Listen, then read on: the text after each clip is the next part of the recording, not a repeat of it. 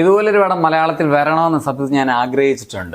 സംഭവം അധ്യായം 1 എന്നൊരു പുതിയ മലയാളം ത്രില്ലർ പടം തിയേറ്ററുകളിൽ ഇപ്പോൾ റിലീസ് ആയിട്ടുണ്ട്. ജിത്തു സതീശൻ മംഗലത്താണ് ഇതിന്റെ രചനയും സംവിധാനം നിർവഹിച്ചിരിക്കുന്നത്. ഇവരുടെ ഒരു ഷോർട്ട് ഫിലിം നേരത്തെ ഇതേ പ്രമേയവുമായിട്ട് ഇറങ്ങിയിട്ടുണ്ടെന്നാണ് ഞാൻ കേട്ടത്. പക്ഷെ ഞാനത് കാണാതെയാണ് ഈ പടം കാണാനായിട്ട് പോയത്. അത് കാണാതെ കാണുന്നതായിരിക്കും നല്ലതെന്ന് എനിക്ക് തോന്നുന്നു. അസ്കർ അലി, വിനീത് കുമാർ, അസിം ജമാൽ, സിദ്ധാർത്ഥ് ഭരതൻ തുടങ്ങിയവർ അഭിനയിച്ച ഈ മലയാളം ത്രില്ലർ സിനിമയെ കുറിച്ചാണ് ഇന്ന്.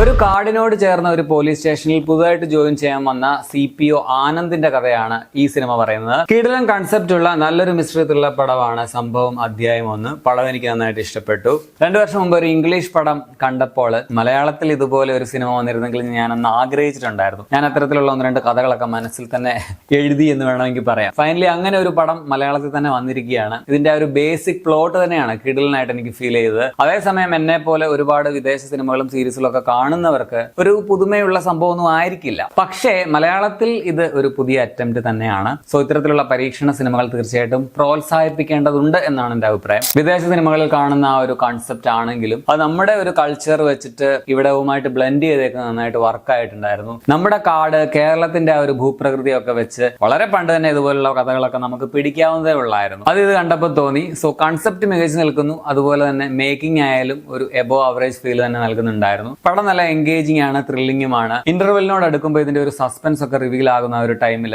സസ്പെൻസ് എന്താണെന്നുള്ളതല്ല, ഇങ്ങനെ ഒരു ഐഡിയ ഫൈനലി മലയാളത്തിൽ കൊണ്ടുവന്നല്ലോ എന്നൊരു സന്തോഷമായിരുന്നു എനിക്ക്. അതേസമയം അത്രയ്ക്ക് എക്സ്പീരിയൻസ് അല്ലാത്ത, അധികം വിദേശ സിനിമകളൊന്നും കാണാത്ത ഒരു പ്രേക്ഷകന് ഇതൊരു ചെറിയ കിളിപറത്തൽ അനുഭവം തന്നെയായിരിക്കും. അതും പടത്തിന്റെ പോസിറ്റീവാണ്. കേന്ദ്ര കഥാപാത്രമായ CPO ആനന്ദായിട്ട് വരുന്നത് ആസിഫ് അലിയുടെ അനിയനായിട്ടുള്ള അസ്കർ അലിയാണ്. നല്ല പെർഫോമൻസ് ആണ് പുള്ളി. പലപ്പോഴും ഒറ്റ കാഴ്ചയിൽ നമുക്ക് ആസിഫ് തന്നെയല്ലേ എന്ന് സംശയം തോന്നും. എന്നാൽ പുള്ളിയുടെ ഒരു സൗണ്ട്, ഡയലോഗ് ഡെലിവറി ഒക്കെ കുറെ ഡിഫറന്റുമാണ്. പൊതുവെ ഇവർ ചേട്ടനനിയന്മാർക്ക് എനിക്ക് തോന്നുന്നു കാടുമായിട്ട് ബന്ധപ്പെട്ട കഥകൾ അല്ലെങ്കിൽ കിളി പറത്തുന്ന ടൈപ്പ് കഥകളൊക്കെ വളരെ ലക്കി ആണ് എന്ന്. റജി എന്ന പോലീസുകാരനായിട്ട് വരുന്നത് വിനീത് കുമാർ ആണ്. പുള്ളിയും നൈസ് ആയിരുന്നു. അതുപോലെ അശോകൻ എന്ന പോലീസ് ഉദ്യോഗസ്ഥനായിട്ട് വരുന്ന അസിം ജമാൽ കൊള്ളാം. ഒരുപാട് സിനിമകളിലൊക്കെ പുള്ളിയെ കണ്ടിട്ടുണ്ടെങ്കിലും പേരെനിക്ക് അറിയത്തില്ലായിരുന്നു. ഇപ്പോഴാണ് ഞാൻ ശ്രദ്ധിക്കുന്നത്. ഭയങ്കര നാച്ചുറൽ ആയിട്ട് വളരെ റിയലിസ്റ്റിക് ആയിട്ട് പെർഫോം ചെയ്യുന്ന ഒരു നടനാണ്. ഇതിലും നമുക്കത് കാണാൻ പറ്റും. ഒരു തമിഴ് പോലീസുകാരനായിട്ട് വന്ന ഫഹദ് സിദ്ദിഖിന്റെ പെർഫോമൻസും നൈസ് ആണ്. അതുപോലെ സ്ക്രീൻ ടൈം ഒക്കെ കുറവാണെങ്കിലും സിദ്ധാർത്ഥ് ഭരതന്റെ ക്യാരക്ടറും നൈസ് ആയിരുന്നു. സെന്തിൽ കൃഷ്ണ, കുടശനാട് കനകം, നീതു കൃഷ്ണ,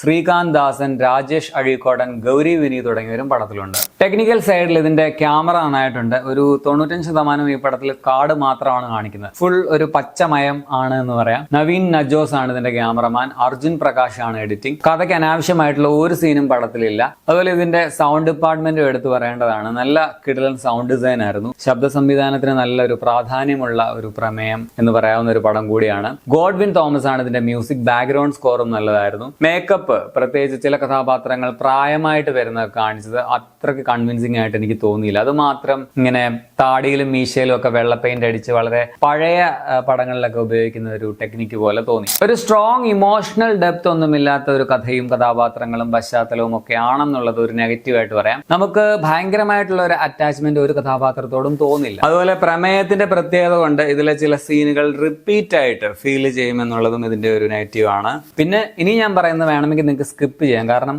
ചെറിയൊരു സ്പോയിലർ എന്ന് പറഞ്ഞാൽ കഥയുമായിട്ട് ബന്ധപ്പെട്ടല്ല, പക്ഷേ ഈ സിനിമയുമായി ബന്ധപ്പെട്ട് ഞാൻ കണ്ടിട്ടുള്ള ചില സിനിമകളുടെയൊക്കെ കാര്യം ഞാൻ പറയും. അപ്പൊ അത് കേട്ടാൽ നിങ്ങൾക്ക് ചിലപ്പോൾ സസ്പെൻസ് ചിലപ്പോൾ മനസ്സിലാവും. അതുകൊണ്ടാണ്. അതായത് 2024 ഇറങ്ങിയ ഇംഗ്ലീഷ് പടം ക്യാഡോ ലേക്ക്. അത് തന്നെ നമ്മുടെ ഡാർക്ക് സീരീസിന്റെ ഒരു മിനിയേച്ചർ വേഷം പോലെയായിരുന്നു. അതുപോലെ 2019 ഇറങ്ങിയ ഇൻ ദ ടോൾ ഗ്രാസ് എന്നൊരു സിനിമയുണ്ട്. 2024 ഇറങ്ങിയ തമിഴ് പടം ബ്ലാക്ക്. അത് തന്നെ 2013 ഇറങ്ങിയ ഇംഗ്ലീഷ് പടം കൊഹിറൻസിന്റെ അഡാപ്റ്റേഷൻ ആയിരുന്നു. അതുപോലെ ടൈം ക്രൈംസ്, മലയാളത്തിൽ വന്ന ചുരുളി, അങ്ങനെ കുറെ ഇന്ത്യനും വിദേശ സിനിമകളും സീരീസുകളും ഒക്കെ നമ്മുടെ മനസ്സിലൂടെ ഈ പടം കാണുമ്പോൾ ഇങ്ങനെ കടന്നുപോകും. അപ്പൊ ഇതൊന്നും കാണാത്ത മലയാളി പ്രേക്ഷകർക്ക് ഒരു പക്ഷേ ഇത് ഭയങ്കര പുതുമ സമ്മാനിക്കുന്ന ഒരു സിനിമയായിരിക്കും. പക്ഷെ ഈ പടങ്ങളും ഞാൻ ഈ പറഞ്ഞ സീരീസുകളൊക്കെ കണ്ടിട്ടുള്ള എക്സ്പീരിയൻസ്ഡ് ആയിട്ടുള്ള ഒരു പ്രേക്ഷകന് അതിൽ നിന്നൊക്കെ ഇൻസ്പയർഡ് ആയിട്ടുള്ള ഒരു പ്ലോട്ടാണ് ഇതിന്റെ നമുക്ക് മനസ്സിലാകും. സോ അങ്ങനെ എക്സ്പീരിയൻസ്ഡ് ആയിട്ടുള്ള ഒരു പ്രേക്ഷകന് ഇതൊരു ആവറേജ് സംഭവമായിട്ടേ തോന്നുകയുള്ളൂ. പക്ഷെ ഞാനത് മറ്റൊരു രീതിയിലാണ് കാണുന്നത്. മലയാളത്തിൽ ഇങ്ങനെ ഒരു അറ്റംപ്റ്റ് ആദ്യമായിട്ട് വന്നു എന്ന നിലയ്ക്ക് ആ രീതിയിൽ ഈ പടത്തെ അഭിനന്ദിക്കണം എന്ന് ഞാൻ പറയുകയുള്ളൂ. ആൻഡ് പേഴ്സണലി ഞാൻ പറഞ്ഞ പോലെ ഞാൻ ഇതിന്റെ ഒറിജിനൽ ഷോർട്ട് ഫിലിം കണ്ടിട്ടില്ല. അത് കാണാതെ ഇത് കാണുന്നത് തന്നെ ആയിരിക്കും നല്ലത്. അല്ലെങ്കിൽ നിങ്ങൾക്ക് കഥ മനസ്സിലാവും. മൊത്തത്തിൽ നല്ലൊരു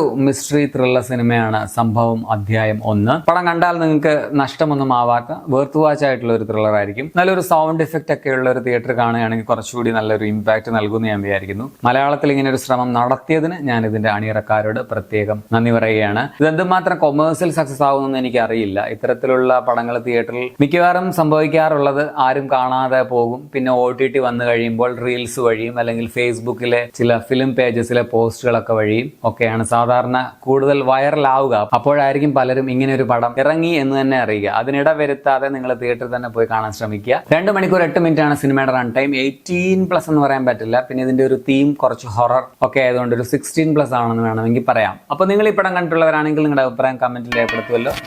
ശരി എന്നാ.